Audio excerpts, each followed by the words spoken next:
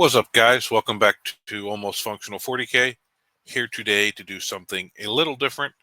Today I'm going to be reviewing a setup of terrain that they were using at the GT I went to this weekend, Grand Onslaught 9 out in Hudson. The guy who makes some of the terrain was there.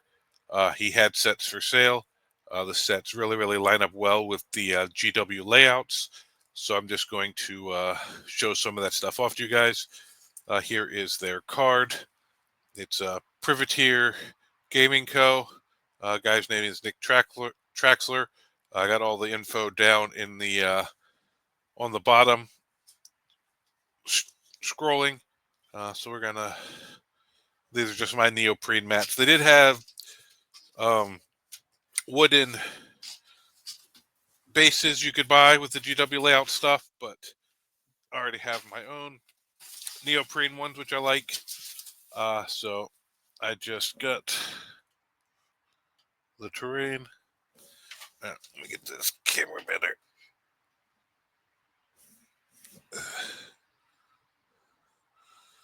All right. So these are the tops. I did buy one of his painted sets.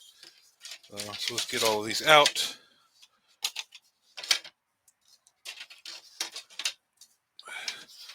These are the smaller tops.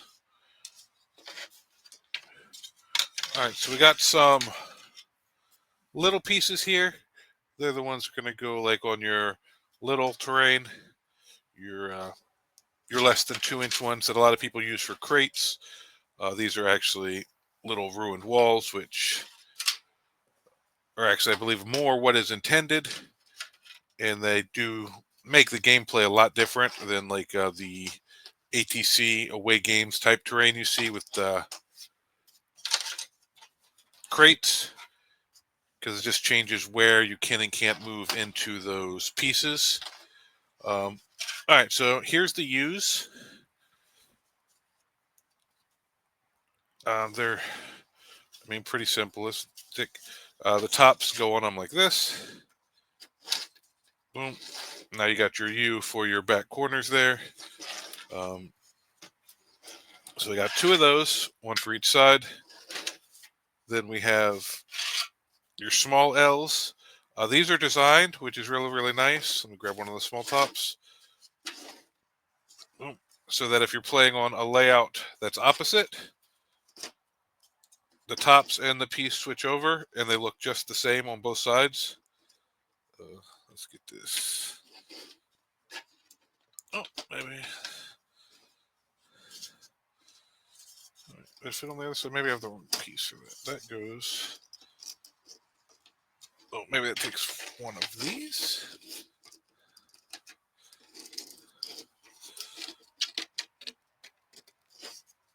Is that one of the long ones? Let's see here. I was going to show you one of the long ones. Maybe I'm just messing that up. Yeah, so it sits on like that. Flips over like this. So they're made to be able to work either way. I bought my set painted because I'm not big on. It looks kind of gray in the picture, but it's actually blue, and it is gray, but it's a painted gray. Looks a lot better in person than it does on the camera. I really liked the look of it because I like the snow colored look because it matches my mat and my pads pretty good. All right, so here's another one of these little ones. All right. So I'm having trouble getting this to fit on here right. So I'm not sure if I'm doing something wrong. I know there's some extra pieces. So let's see. Those are the extra walls.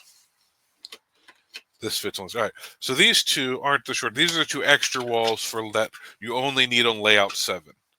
All right. So he does send two because layout 7 has a weird thing where instead of the 2-inch, it has two of the little pieces have actual 4-inch walls. He includes two of those on that. That's what these two are. All right. So the regular small ones, this does actually fit right on. All right. That had me worried there for a minute. I thought maybe I got one of the wrong things. All right, so you got 2 of the little ones. These will always normally go on your medium size template.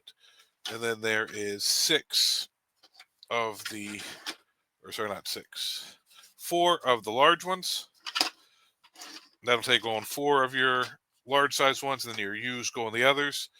And then he has these, which can be, get those out of the way, on your U's. You can give them, they have a second story, which is pretty cool. So that your U's will have a second story in your deployment. All right, so I'm going to go ahead and pull out the layouts. Layouts up. I'm going to not set them all the way up, but I'll set up them halfway. All right, so we won't need this except on layout 7. So let's move that out of the way. All right, so we only need one little one, 2 of those, and then 1 U. All right.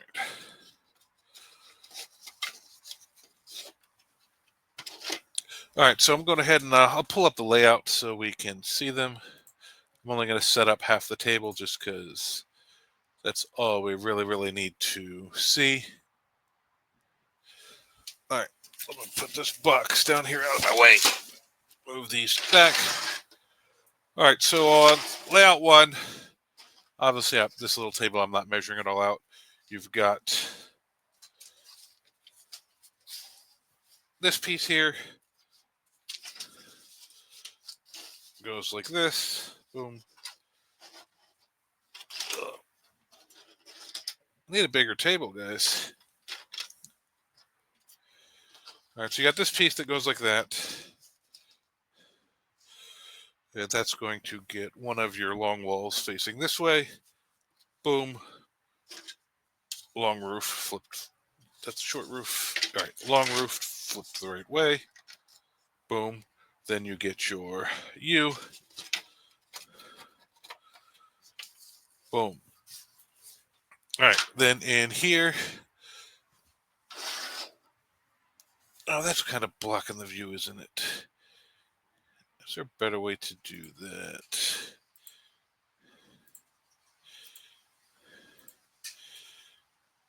No, I don't think so.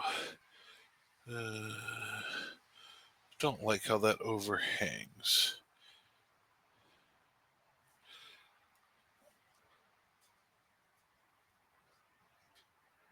All right, well, that's just gonna be have to be what it is for now. Then you got this piece, which is just, I mean, some of this is pretty simplistic, so we might not have to go over everyone, but this one goes like this.